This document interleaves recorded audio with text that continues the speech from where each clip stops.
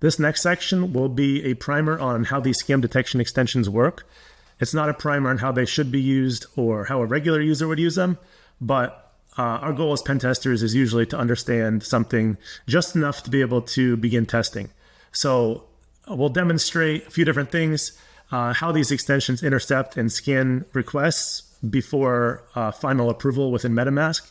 We'll also go over the differences between the two different types of detection engines, which are the transaction translators like Pocket Universe or WalletGuard. And then there's the proactive detection engine from Mint Defense. And then lastly, we'll actually visit a real scam website to see how these extensions respond. So right now I have Pocket Universe and WalletGuard installed. You can see that here. We can toggle those on and off just by going into our Chrome extensions tab and enabling or disabling the extensions we want. When you do that, you should always refresh the page. So let's go ahead and list an NFT for sale. And so notice this time that when we go to sign a transaction, it doesn't pop up directly in MetaMask. WalletGuard in this case intercepted the request and first wants to translate it and show us or tell us what's about to happen so we can decide if we want to proceed with the transaction. Right now, there's no warnings or anything like that. It's showing us a green check mark that this is a verified website on OpenSea, and it's also showing that we're about to approve some NFTs. So let's proceed through that. And again, since we also have Pocket Universe installed, it again intercepts that request before MetaMask sees it, and it tells us very similar information. We're about to give approval to these NFTs to OpenSea. So no red flags, so we'll go ahead and proceed.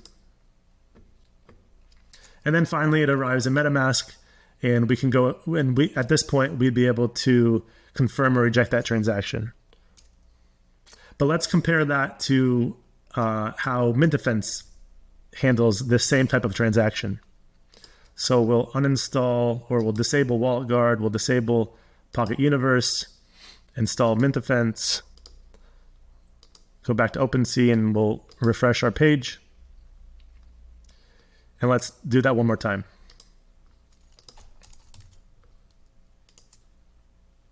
So you see Mint Defense is doing a scan, but it doesn't prompt you to approve or deny it. It's basically saying we've decided that this transaction is safe. You can go ahead and proceed and confirm the transaction if you wish.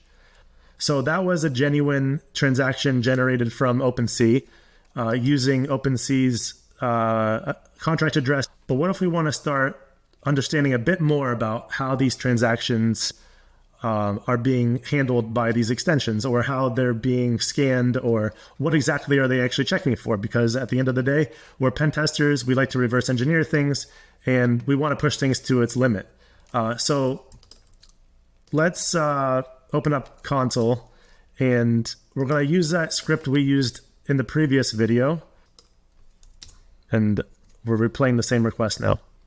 Okay, so Mint Defense scanned it once more, said it was safe, which is true because we just basically replayed the exact same request. So what happens if we were to substitute the spender address for a different address? So meaning with a set approval for all transaction type, which is what this is, there has to be an operator of that approval. Basically, the address that has the permission to withdraw those assets out of your wallet. So in this case, it's not too difficult to understand that this is probably the address or the operator of that approval. But there are other ways to go about this when these transaction types get a bit more complicated. In this case, we're just going to substitute the address directly in the raw data payload. So I'm just going to paste in one of my other wallet addresses, and I'm going to resubmit it and see what happens.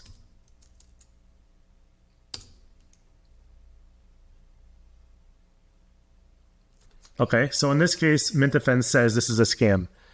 And so why did Mint Defense alert on this transaction specifically?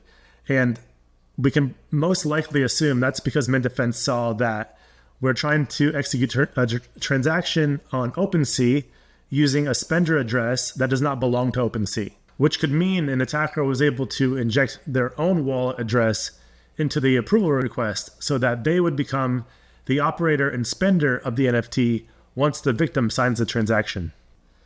So we can now compare to see how Pocket Universe and WalletGuard handles this same transaction. We'll disable Mint Defense, we'll enable WalletGuard, enable Pocket Universe, and then let's refresh our page.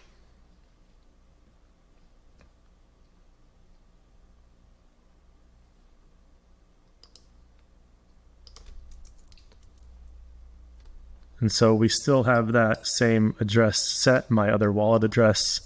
Now we'll execute the same transaction. Okay, so in this case, WalletGuard is giving us the same message as before. It seems like it's not checking the transaction data in this case. It's just saying you're on OpenSea, we trust OpenSea, so proceed. Let's compare that to see what Pocket Universe does. So it's not really giving us a confident warning like Mint Defense did, telling us that this is a scam transaction. In this case, it's telling you you're about to give approval to withdraw your NFTs, which, you know, on a website like OpenSea, of course, we do that all the time. So it's not that great of a warning, but definitely a leg up from what WalletGuard is doing. And I realize I'm running scripts directly within Chrome console, which isn't directly accessible from a website's DOM. But the point of this exercise is just purely to see how these engines are translating various transactions. But in all reality, executing scripts within console is kind of simulating what could happen in a type of script injection attack. So, you know, cross-site scripting that we're all used to seeing as pen testers, but there actually was a script injection attack that happened in December of 2023, where the Ledger Connect Kit JavaScript library was compromised, and a hacker changed the JavaScript code within that library, and it was injected into several verified prominent Web3 crypto sites, such as SushiSwap and Revoke.cash. So this type of simulation is actually pretty realistic in a sense when you're trying to see how would these extensions react to a script injection attack. With that said, we can actually now go ahead and visit a real scam website and see how they respond there. So we can actually see these three security extensions in action. Just a few minutes ago, Bow Security on Twitter published a new scam website, and we can actually see the address of the scam website here in the graphic. So let's visit that site and see how these security extensions react to it. So right away, Mint Defense detects this website as a scam, but since we are wanting to see how the other extensions react, let's just ignore this warning and actually connect our wallets.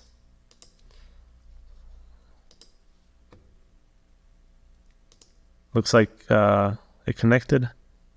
Let's go ahead and click this Mint button, which we know is going to do something bad.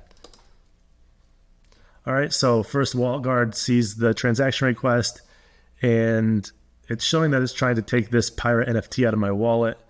And we see that there's one warning. The domain has been created 1 day ago. So this ethereum.ruinpunksnft.com domain was created just a day ago. So that's suspicious. So it's good that they picked up on that. So we'll continue through that to see how Pocket Universe reacts. As for Pocket Universe, they're giving just a simple warning that it's trying to extract this Nexus Gaming pass out of my wallet. So let's continue. And MetaMask will often have its own set of warnings, and it's powered by this company called Blockade. And you'll see once you click into this red warning box that this is an untrusted address, and it's a deceptive request. You know, pretty obvious that they do not want you to proceed with this transaction. The upcoming videos will teach you how you can find vulnerabilities in each of these extensions that would allow an attacker to evade all of these warnings so that their malicious transactions appear to be safe.